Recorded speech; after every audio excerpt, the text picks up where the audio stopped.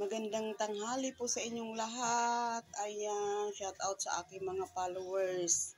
Ayan po mga amiga, naglalaga po ako ng ulam. Ito po ay baka mga amiga.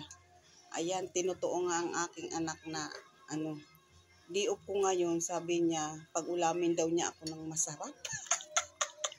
Ayan mga amiga, talagang bumili pala siya ng baka. Ayan, bumili ang anak ko ng baka.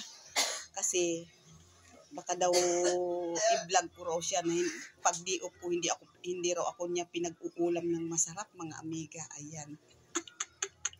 Ayan, pinakukuluan ko pa, may kasama ng mais. Mais po ang linagay mga amiga. Ayan, mais to tsaka pitsay mga amiga. May pitsay, mamaya na yung pitsay, huli na. Ayan. Talagang sabi niya pag ulamin daw niya ako ng ng masarap pag alam niyang diop ko. Ayan, bumili siya ng baka mga amiga. Ayan. Kasi may napanood daw siya mga amiga. Yung anak daw, ay nako, hindi raw pinag-ulam ng masarap. Sinunog daw ang mga gamit. Ayan, ayaw daw niya mangyari sa akin. Baka sunugin ko raw yung mga gamit. Wala naman masusunog talaga mga gamit mga amiga sa kanya. Kasi nga nasunugan kami nung bago mag-pandemic, nasunugan kami. O di wala ako may susunog sa kanya. Ayan. Talagang inano niya.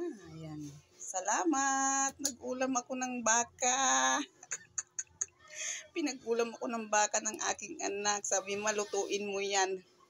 Ayan. Diba? Talagang siya.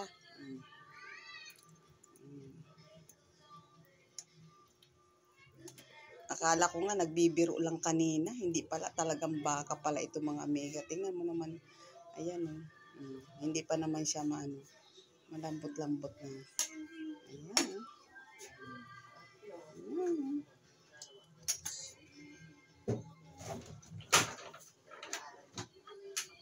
Ayan. Oh, di ba? Ang sarap ng ulam ni amiga ngayon. Kasi nandito sa bahay nila, mga amiga.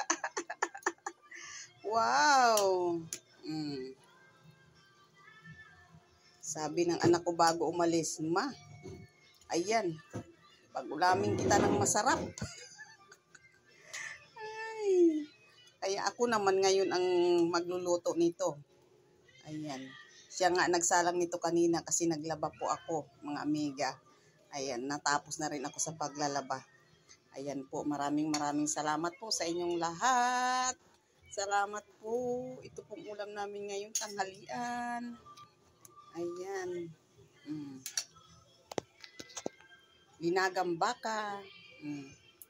Ayan, marami pong salamat. Pakipalo na lang po si amiga.